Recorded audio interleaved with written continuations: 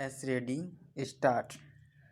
अंग्रेजी को राष्ट्रभाषाओं की सूची में सम्मिलित करने के लिए जो सुझाव सदन के सामने आया है उसका विरोध हम इसलिए नहीं कर रहे हैं कि हमें किसी भाषा से दुश्मनी है।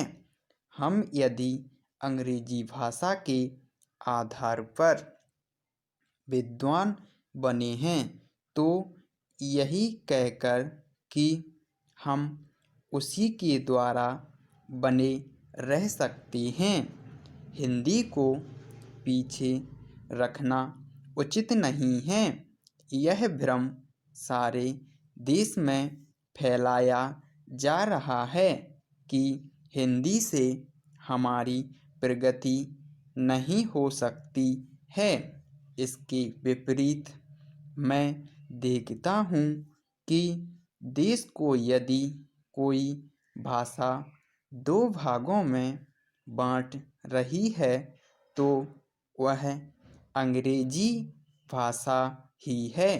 जिनको हिंदी नहीं आती वे समझते हैं कि हिंदी पढ़े लिखे लोग उन पर हावी हो जाएंगे। मेरी समझ में तो यह नहीं आती।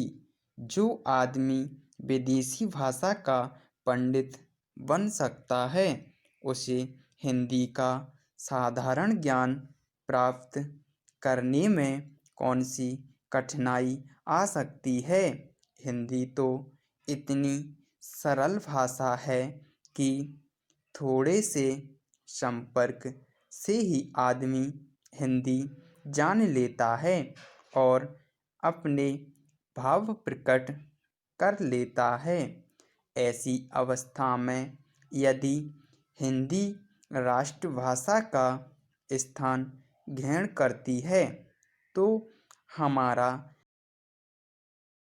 संबंध टूटने वाला नहीं है।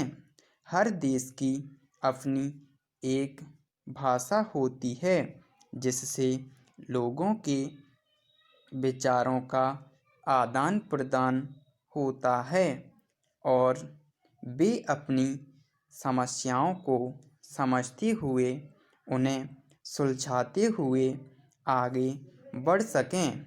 वह भाषा वही हो सकती है जिसको देश के अधिक से अधिक लोग समझ बोल और लिख सकें। इस देश में केवल हिंदी को ही ऐसा स्थान प्राप्त है।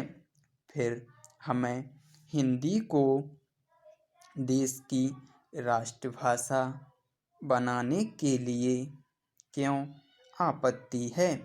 यदि हम इस प्रस्ताव को जो कि हमारे सामने पेश है स्वीकार करते हैं तो मेरा यह निश्चित मत है कि जिस दासता के बंधन से हम निकलने की कोशिश कर रहे हैं उससे हम नहीं निकल पाएंगे।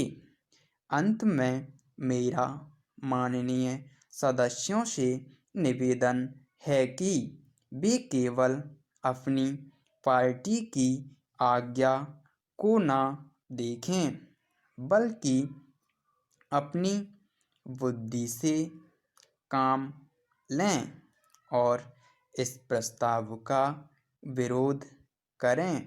यदि यह प्रस्ताव पास हो जाता है तो जो कि बाद में कानून बनने वाला है तो वह आज़ादी जो हमने 200 सालों के बाद प्राप्त की है उसके फलने फूलने में बाधा आ सकती है।